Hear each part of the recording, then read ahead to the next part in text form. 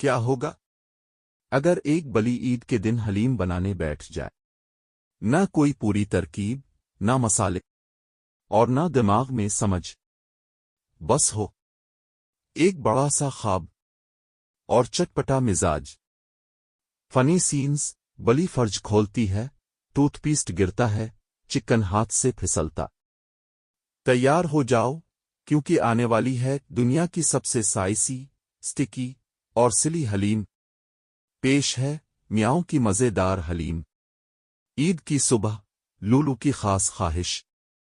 بلی لولو نے عید کی نماز کے بعد ہاتھ دھوئے، ناک سونگھی اور بولی، میاؤں، آج میں بناؤں گی اپنی خاص حلیم، ایسی جو پورے محلے کو یاد رہے۔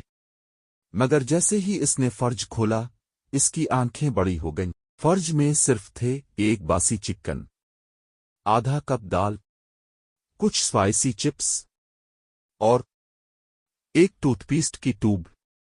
لولو سوچتے ہوئے، چلو جو ہے اسی سے مزہ بناتے ہیں۔ میاؤں کی خاص ترکیب نمبر 420۔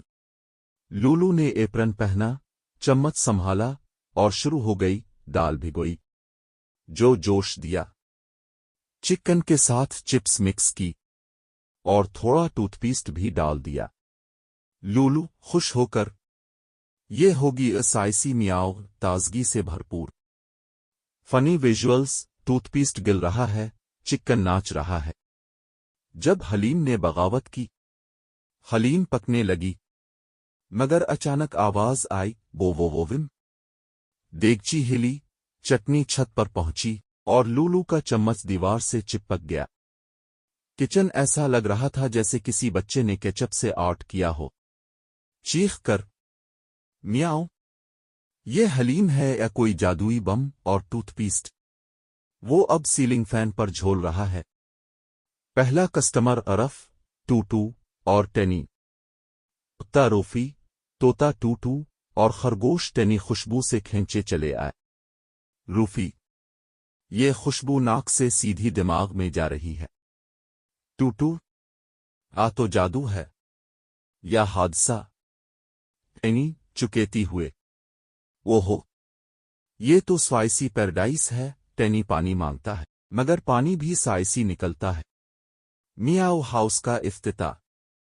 لولو نے بینر لگایا، meow house for brave bellies only. جلد ہی بندر، ہاتھی، الو، بکری سب آ گئے۔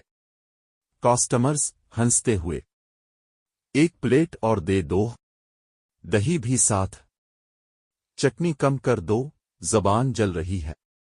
حلیم نہیں تھی، جذبات کا تڑکا تھا، لولو کا سچا احساس۔ شام ہوئی، سب پیٹ سہلا رہے تھے اور لولو تھکی ہوئی بیٹھی تھی۔